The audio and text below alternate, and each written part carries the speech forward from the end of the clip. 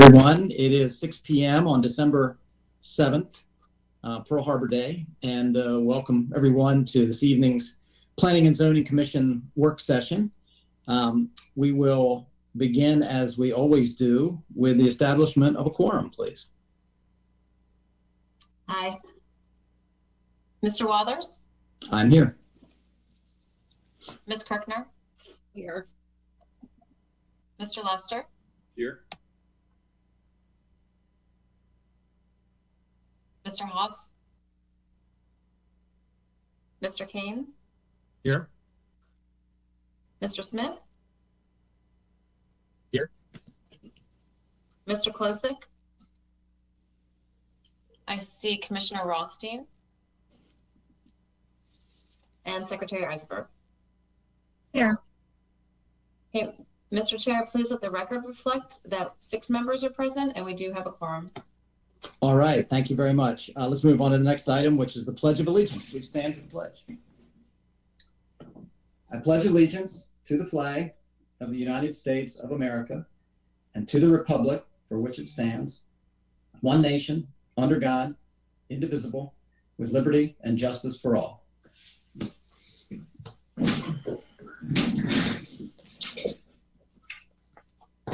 All right. Next item 4, is review and approval of the agenda. Madam Secretary, are there any changes to the agenda we were provided? No, there are no changes for this evening's agenda. All right. Well, with that, the chair would be happy to entertain a motion for the approval of the agenda as presented. I move we approve the agenda as presented. Is there a second? I'll second it. We have a second. All in favor? Aye. All right. Anyone opposed or abstaining? Looks like none. We'll move on to item 5, which is the administrative report. And I could just take one quick liberty to say welcome back to the commissioner. It's nice to have him here this evening virtually with us. So we're glad to have you again. Happy to be here. Madam Secretary, I'll turn it over to you for the administrative report. Not too much to offer, but thank you, Commissioner Rothstein, for being here. And I think we will find out officially who our next ex officio will be after the session tomorrow. If I could just do a little housekeeping, if you are not Planning Commission member or part of the agenda item, if you could mute yourself and turn off your camera, that would be very helpful as well. So I think Mr. King may have his microphone on. I'm getting some feedback. On the control room can mute him. That would be great. Anyway, so we will know after tomorrow who will be our ex officio.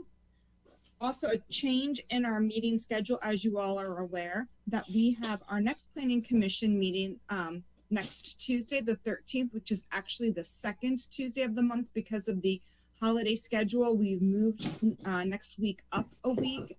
Next Planning Commission meeting up a week. And just as a reminder, Jerome, can you mute that person? I don't know if you can, or Laura, I think you might have the ability to do that. Laura, can you mute them? Oh, okay, gotcha. Thank you, Matt. Also just a reminder that the Department of Planning offices physically are closed because we are having some HVAC work done. So we are not in the office, but we are all working virtually and coming in as needed. So just a reminder on that. And that is all I have. Also, I'm sorry, one more thing. Our next meeting will actually be after this meeting. So we have the December 13th meeting. We are not having the first Wednesday of the month meeting for January, which I believe would be the 3rd. So then we will have our regularly scheduled work session meeting in January. That's all I have. Thank you. Good, thank you. I'm just grabbing my calendar to make sure I update it accordingly. That's January 4th. I apologize. So January 4th, we've canceled. Okay. 17th, so then the next meeting would be January 17th. Yes. Okay, perfect. Okay, perfect. Thank you. All right. Well, then we'll move on to item 6, which is rezoning case Number 229, Hutton Street 21 LLC, and I believe this is an introduction, and my agenda indicates that this is going to be presented by Ms. Weber. That's correct. This is just an introduction this evening of a piecemeal or zoning map text amendment rezoning. So Hannah will be briefing you on that. We've seen quite a few of these come through recently. You've had 2 in the last couple months, and you have 2 more coming up. So this is the first of the 2. Hannah? Good evening, everybody. As Linda introduced, and as you can see, we are here to talk about another rezoning that has come through the department. This is being represented by the Clark Schaefer. I'm not sure if he wants to introduce himself and his people at this time or after my presentation.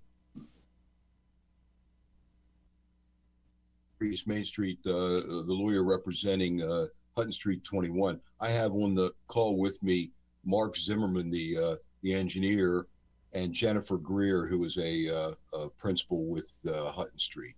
So we're here, and Hannah, it's your show, I guess. Thank you.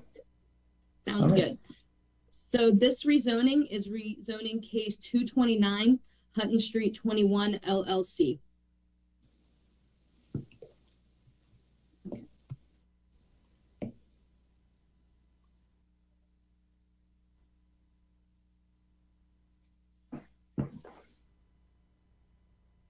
This rezoning case is in the Aldersburg area. You can see we are just north of Maryland 26 and east of the Georgetown Boulevard intersection.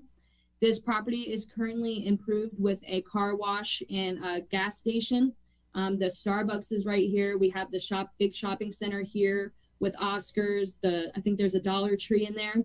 And then obviously all the residential area to the north and to the east. The request has been to rezone a portion of the property from R20,000 to C2 commercial medium. The applicant is arguing a mistake in the last comprehensive rezoning.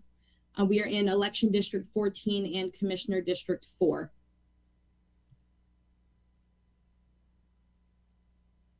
No, you're in Commissioner District 5. Oh, sorry. Yeah. That's okay. Yes, yes, Commissioner District 5, Hannah. Sorry about that. Okay. So as I said, the existing zoning is R20,000 and C2. The request is to rezone this back portion of R20,000 to C2. This is approximately 1.9 acres of land. The surrounding area has been zoned commercially and residentially since 1965. And the actual subject property has been split zoned between the commercial and residential since 1965. And that's it for my presentation, just a brief introduction. But at the December 13th meeting on Tuesday, we are going to be discussing the arguments presented by the applicant with the applicant, and then discussion of staff findings. And then we will be looking for a favorable or unfavorable recommendation to the Board of County Commissioners from you all. Very good. Well, given that this is an introduction, we typically don't get into this too deeply, but understanding it's an introduction, does any member of the commission have any questions? All right, hearing none, it sounds like then we'll be looking forward to the presentation next time. And we thank Mr. Schaefer and Mr. Zimmerman and Ms. Greer for being available this evening. So thank you very much. Thank you. We look forward to seeing you at the next meeting. All right, thank you all. Have a good evening. Yes. Thank you. Bye-bye. Bye-bye. Ms. Weber, thank you. I think that wraps it up for this evening. Appreciate that. Thank you. Have a good evening. You too. All right, we'll move on to item 7, which is the transportation master plan discussion set up for this evening. Hi, so we have Claire Stewart this evening, who is going to be presenting to, I believe, Tawnytown this evening. Is that correct, Claire? That next chapter of the transportation master plan. So I'm just going to go ahead and turn it over to Claire to give you a presentation regarding where we are with the plan and the next sub area that we're working on. Claire? Hi, yeah, thank you, Linda. So as Linda said, this is Chapter 5 of the draft transportation master plan, the Tawnytown sub area. So you have already seen Manchester, Hampstead, Mount Airy, Finksburg, and then the Eldersburg, Sykesville sub areas. So this is the 5th sub area, and then we have one more, Westminster, which Mary Lane will present at the December 13th business meeting. So I guess we'll go ahead and get started. You all should have received 2 PDFs. So I'm going to start with the text PDF. Let me share my screen. Okay, can everyone share my screen or see my screen? Yes, we can see it. Okay, great. Okay, so starting with the road network, the Tawnytown sub area is centered on Maryland 140, a principal arterial, which provides access southeast to Westminster and west to Emmitsburg, and Maryland 194, a minor arterial, except for through Tawnytown's historic downtown, where it's upgraded to a major arterial. And 194 provides access southwest into Frederick County and northeast into Pennsylvania. Next section, land use and demographics. There's a low overall growth rate on a regional level, but the highest rate for the county. Most population growth is expected in the northeast quadrant of 140 and 194, driven by a 300 plus lot development. And moderate employment growth is expected in the southeast quadrant of 140 and 194, where there's a significant amount of undeveloped industrial land. And then the next section, commuter flows. For outgoing flows, 20% of Tawnytown residents commute to Westminster and 12% to Frederick and Baltimore counties. And for incoming commuter flows, a quarter of workers come from within the sub area and another quarter come from Pennsylvania. Next section, local goals and policies. The Tawnytown Comprehensive Plan encourages separation of local residential vehicular traffic from all other traffic. That includes major highway access to industrial areas. The next section, existing traffic conditions. Traffic congestion in the sub area is modest.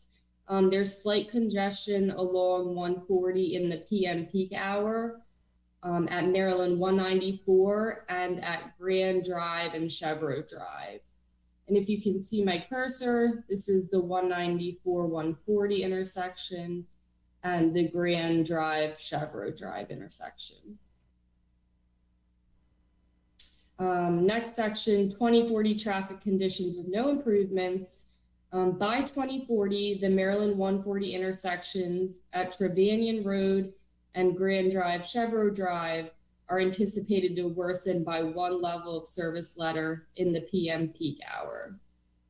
So again, if you can see my cursor, there's Trevanion and then the Grand Drive Chevrolet Drive. Right, so next section, planning approach. The Tawnytown Greenway, also known as Antrim Boulevard Extension, would remove truck traffic from downtown Tawnytown and would revitalize the historic downtown by reducing overall vehicle throughput, noise, and air pollution. Preliminary design was completed in 2007. While the Greenway has consistently been in the county master plan and the city of Tawnytown comprehensive plan, it has not appeared in the county's priority letter since 2013, and it has not been in the last 2 editions of BMC's long range transportation plan. And the roadway has never received funding for final design or construction. And then Worthington Boulevard is a planned roadway to the northwest of town. To its east, it would connect to 194, and to its south to the Tawnytown Greenway. It's not in the county's priority letter or regional plans. No land has been acquired for right-of-way, and there are significant environmental constraints with that alignment. So the next section is recommended approach. Future construction of both of those roadways, the Antrim Boulevard extension and Worthington Boulevard, should be linked to residential or industrial development of the parcels they would serve, and developers should be required to construct roadway segments in accordance with the alignments identified in the Tawnytown Comprehensive Plan. It's worth mentioning in Chapter 6, which you'll be reviewing in January and February of next year, both of these roadways are recommended to remain in the plan as planned major streets. So in the short and medium term, the recommendation is to make small improvements to key intersections and provide a partial bypass to reroute large vehicle traffic out of downtown. From here, we have 2 recommended most promising potential improvements. So I'm going to switch to another page. So the 2 MPPIs for Tawnytown, one is to extend Allendale Lane and Antrim Boulevard. And then 2 is to extend the left turn bay from northbound 140 onto westbound 194. So number 1, Allendale Lane and Antrim Boulevard. This roadway would be approximately 5,000 feet long and would allow trucks from the east intending to access industrial areas south of Tawnytown to avoid the downtown area and the left turn northbound Maryland 140 onto westbound 194. The roadway would be a substantially lower cost improvement than constructing the full greenway. It would avoid the floodplain impacts of the roadway construction west of 194, and a portion of the right-of-way is already owned by the county. And that's this top alignment here. And then the second MPPI is to extend the left turn bay from northbound 140 onto Maryland 194. This would make it easier for vehicles to bypass trucks waiting to turn left onto Maryland 194, reducing congestion and delays. I'm going to flip back over. And then the last section is benefits and impacts. So the benefits and impacts of these 2 MPPIs is to ease up congestion along 140, and to contribute to a more quiet, clean, and comfortable downtown Tawnytown streetscape. So that concludes my presentation. Are there any questions? This is Jeff. I don't think I have any questions. Does any other member of the commission have any questions? Claire, I think your presentation made good sense to us, so thank you for that. Okay. All right. Thank you, guys. Appreciate it. Have a nice evening. You as well. Thank you. Very good. We'll move on to item 8, which is general public comment. Do we have any folks on the line this evening for general public comment? There are 2 people on the line. I'm not sure what item they're here to comment for, Richard King and Dick King. Not here to comment. Not here to comment. Okay. So we have no public comment then this evening. All right. Well, then with that, we'll move on to item 9, which is adjournment. Is there a motion that we adjourn? This was short and sweet. I move we adjourn. Very good. We have a motion. Is there a second? A second. Is there any discussion about how efficiently I run meetings? Ed Rothstein on this. It's obviously was our previous commissioner who drug these meetings out. Yeah, thank you, Commissioner. And here's like you. All right. All in favor of adjourning, please say aye. Aye. All right. Everybody have a very nice evening. Thank you all very much.